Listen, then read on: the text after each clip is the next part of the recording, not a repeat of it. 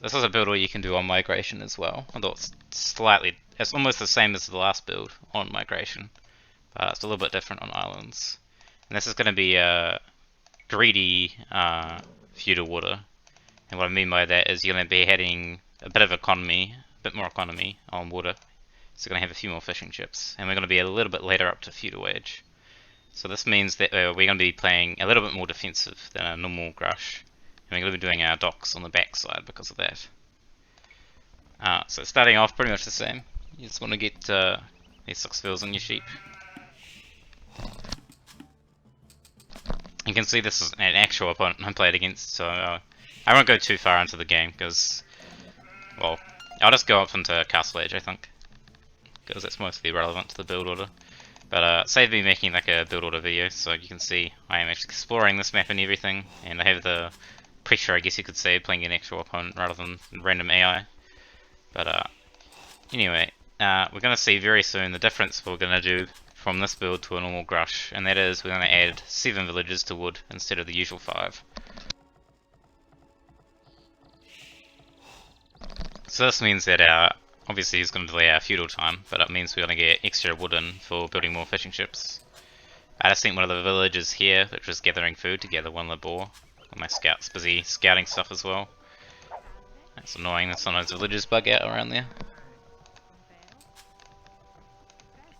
Oh, sorry, I should say, after you do this exact same where once you got 5 villagers on board, you build a house with a villager, and then that builds a dock. I am Italians in this game, I probably should have mentioned as well, so we have an economy bonus. You can do the same build without an economy bonus, but it's a little bit more difficult. You'd probably be doing 1 villager later, essentially, in your uptime.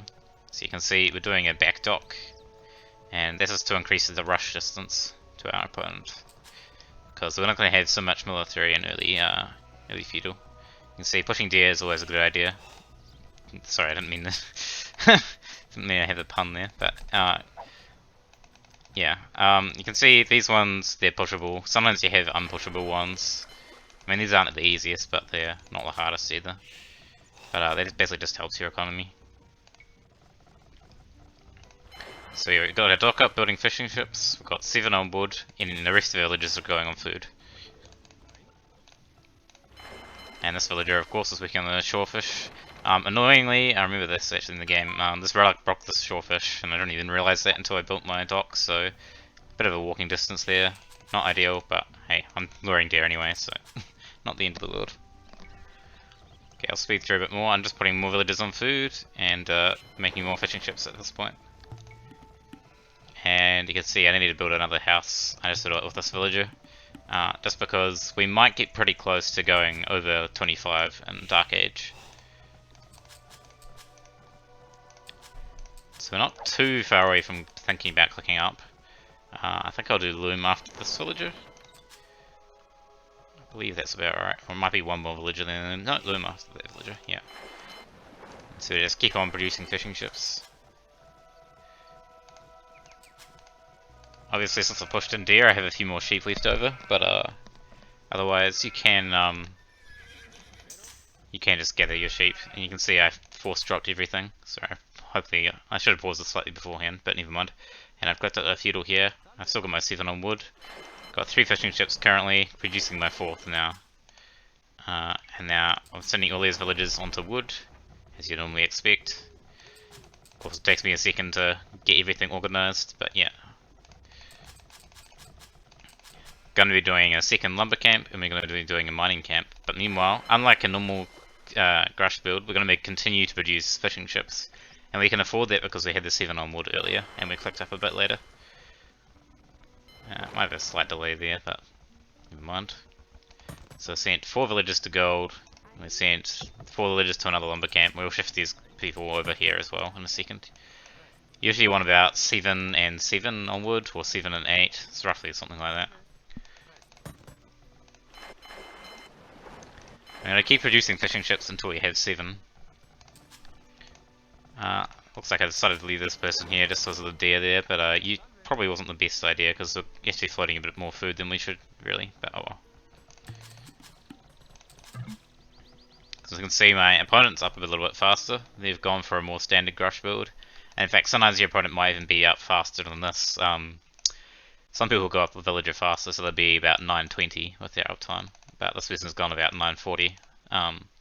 So, yeah, they've gone for, I guess that's the equivalent of 21 population for a land map. Or I've gone the equivalent of 22 population. So looking about a 10-minute uptime. But for non-Italian servers, actually not too unusual on a water map, but for Italians it's a bit late. But of course it's because we're doing the more greedy fish boom stuff. I only had 6 fishing chips in the moment. My 7th one's coming there. I've got my 2 docks up.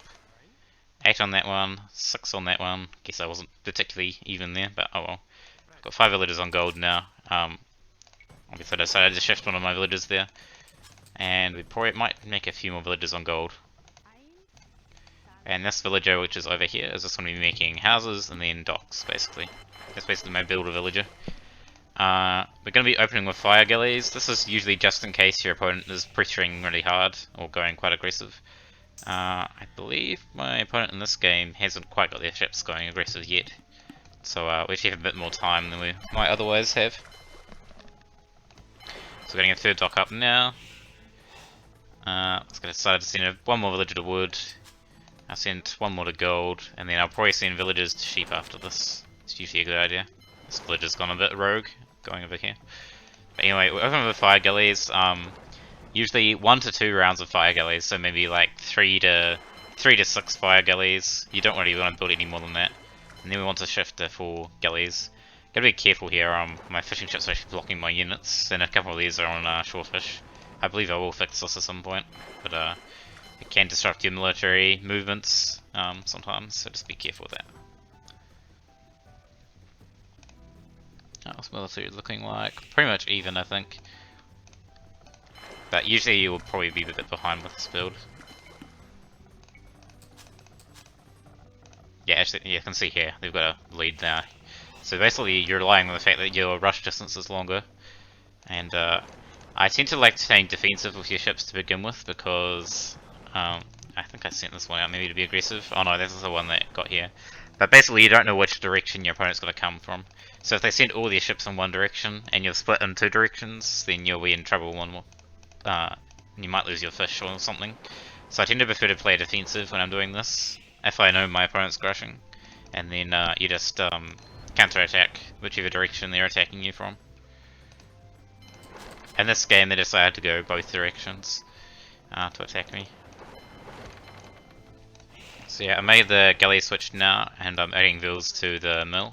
Always a good idea to get your mill up, because you need it for your market anyway. I've got 6 villagers still here, and yeah, 8 on each of those.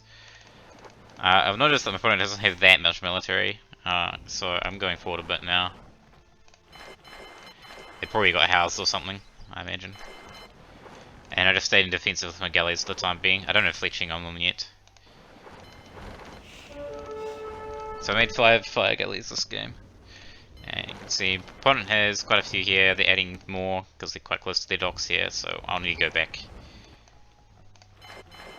You can see, in this game, even because my fish aren't under massive risk, I've even gone to forego fletching. Usually I would do fletching. This is actually a little bit exceptional, this game.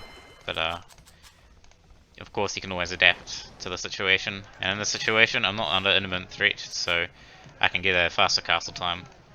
And I've clicked it to castle now since I'm Italians. And we'll get like a 80-minute castle time. And we can do fletching afterwards, of course.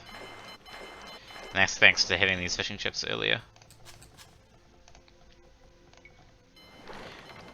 Usually you'd think, expect maybe a 19 to 20-minute castle time, depending on how much fighting you've been doing with this build. That's assuming you've done fletching. But yeah, we will do a gold upgrade, keep making army. That's pretty much it.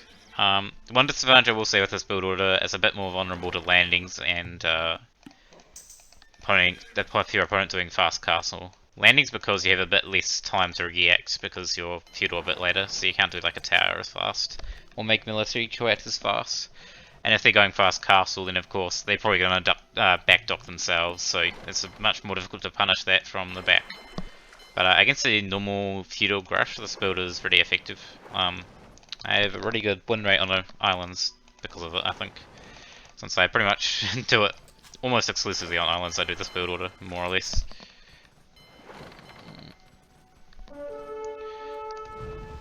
So yeah, since I've moved out slightly here just because my opponent isn't pressuring me, then I can always run back if I need to. You can see, yeah, I've even, yeah,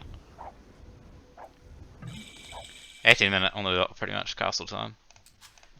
And then we're just gonna do war galley upgrade, Bodkin, and then you can either do ballistics or town centers. I tend to prefer doing town centers first, so I'm gonna do town centers. Yeah. So this was so fast up though, I can't afford two straight away. But and then we're gonna have war galleys, and yeah, the game is very much in our favor from here because the opponent's actually done well, and they've got a 90-minute castle time. You'd expect to be usually about a 20 minutes, so definitely kudos to the opponent for playing well.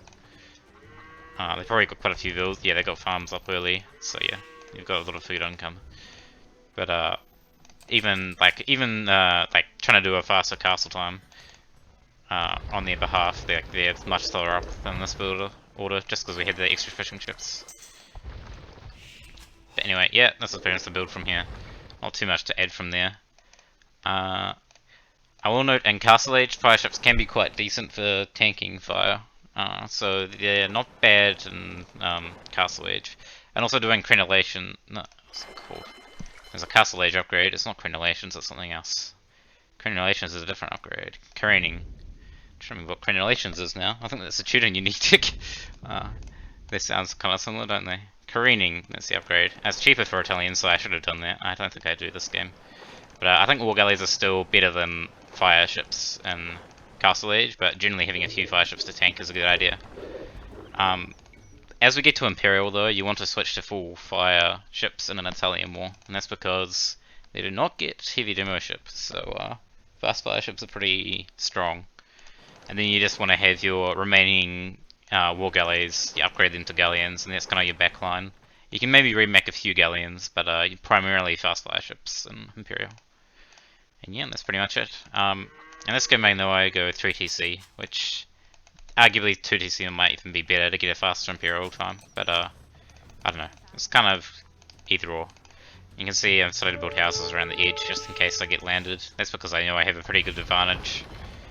Yeah, you can just micro your ships against fire ships like this. Yeah, not too much to it. I killed quite a few of my enemies' ships as well in early castle, so that definitely helps matters. But yeah, I'll leave it there.